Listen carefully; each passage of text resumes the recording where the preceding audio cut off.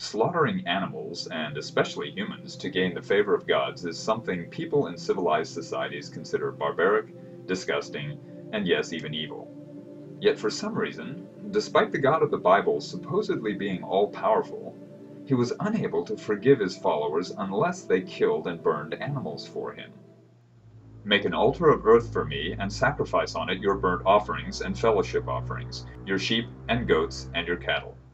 And, in fact, the law requires that nearly everything be cleansed with blood, and without the shedding of blood there is no forgiveness. And several times throughout Leviticus, it is a burnt offering, an offering made by fire, an aroma pleasing to the Lord. That's right, God enjoys the smell of burning flesh, but it doesn't stop there. God even accepted human sacrifices. And Jephthah made a vow to the Lord, "If you give the Ammonites into my hands, whatever comes out of the door of my house to meet me when I return in triumph from the Ammonites will be the Lord's, and I will sacrifice it as a burnt offering." Then Jephthah went over to fight the Ammonites, and the Lord gave them into his hands. When Jephthah returned to his home in Mizpah, who should come out to meet him but his daughter? And he did to her as he had vowed. Since God is all-knowing, he knew Jephthah's daughter would be the one to walk out to meet her father. Yet even though God was supposedly against human sacrifice, he still carried out his end of the bargain by helping Jephthah defeat his enemies. Jephthah then fulfilled his part by making a burnt offering of his daughter, which meant he slit her throat, skinned, dismembered, gutted, and roasted her so that God could enjoy the smell. God could have simply turned the deal down or stopped Jephthah before he murdered his daughter, but he didn't. Instead, he let an innocent girl be sacrificed to him, a girl that had done nothing to deserve such abuse. And for those who still insist that God didn't accept human sacrifices, consider the act Christians believe is central to their faith. And by that will, we have been made holy through the sacrifice of the body of Jesus Christ once for all. Here, God's repulsive desire for sacrifices culminated in his demand that his own son hang from a cross until dead. God wanted Jesus to be sacrificed. That was the only way he would allow humans to be saved. Again, this despite his supposedly being all-powerful and thus by definition capable of forgiving people without requiring them to commit murder. In the Ten Commandments, God demands that people not kill, and then he turns around and requires people to kill in order for him to forgive them. What sense does that make? And isn't that more than a little hypocritical of God, considering all of the murders he's committed? Some people believe that torture committed to acquire vital information may be justified, but virtually everyone would agree that torture committed for no other reason than to cause pain and suffering is simply evil. Yet God orders torture for the sole purpose of inflicting suffering upon others. Not to acquire vital information, not to convince someone to behave better in the future, not any goal other than to cause gratuitous agony. They were not given power to kill them, but only to torture them for 5 months. And the agony they suffered was like that of the sting of a scorpion when it strikes a man. During those days men will seek death, but will not find it. They will long to die, but death will elude them. But worse than that is what happens in hell. And the devil who deceived them was thrown into the lake of burning sulfur, where the beast and the false prophet had been thrown. They will be tormented day and night forever and ever. The dead were judged according to what they had done as recorded in the books. If anyone's name was not found written in the book of life, he was thrown into the lake of fire. Biblical literalists take this as meaning that those whom God does not save will be tortured for all eternity, with no hope of redemption. But what is the point of eternal torment other than to cause misery for misery's sake? What act could be more evil?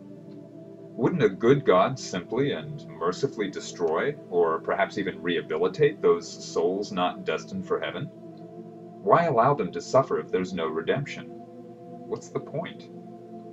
Even for those who believe that hell isn't eternal for most human souls, the passage clearly states that the devil, beast, and false prophet will be tortured forever. Again, no matter how evil they may be, what's the point of causing them such incredible suffering? Does God enjoy watching them suffer? If not, then why does he do it? These are not questions that a moral person can simply ignore. Few behaviors are considered more evil than abusing children, the most innocent among us. Yet throughout the Bible, God shows a callous disregard toward them. For example, "Then God said, 'Take your son, your only son Isaac, whom you love, and go to the region of Moriah. Sacrifice him there as a burnt offering on one of the mountains I will tell you about.' Abraham built an altar there and arranged the wood on it. He bound his son Isaac and laid him on the altar, on top of the wood. Then he reached out his hand and took the knife to slay his son." God did stop Abraham at the last moment, but imagine the experience from Isaac's point of view. He saw his own father come after him with a knife, fully prepared to murder him in the name of God. That's a memory he surely had seared into his brain for the rest of his life. I'd call that child abuse. Now, some may say that although the passage implies Isaac was a child, it is possible he was actually an adult, in which case this wouldn't have been child abuse. Sure, that's conceivable, but how would that make God's behavior toward Isaac any less evil?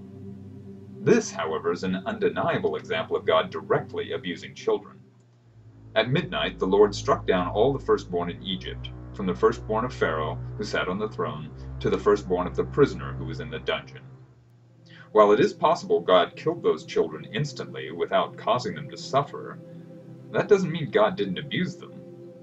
And here's an example where God made a child sick and took a week to kill him. "And the Lord struck the child that Uriah's wife bare unto David, and it was very sick. David therefore besought God for the child. And it came to pass on the 7th day that the child died." Although God was punishing David, he inflicted the sickness on his child. The child had done nothing wrong, but God made him suffer and killed him anyway. And sometimes God slaughtered children in particularly gruesome, painful, and terrifying ways. "And as he was going up by the way, there came forth little children out of the city, and mocked him, and said unto him, Go up, thou bald head, go up, thou bald head. And he turned back, and looked on them, and cursed them in the name of the Lord. And there came forth 2 she-bears out of the wood, and tare 42 children of them." Just because a bunch of kids mocked a prophet, God sent a couple of bears to tear them to pieces. How can such an act be considered anything but evil? A few later translations of the Bible replace the term little children with youths or boys, to imply that the children could have been teenagers. Even with the change, what kind of justice includes sending bears to tear up kids just because they make fun of somebody?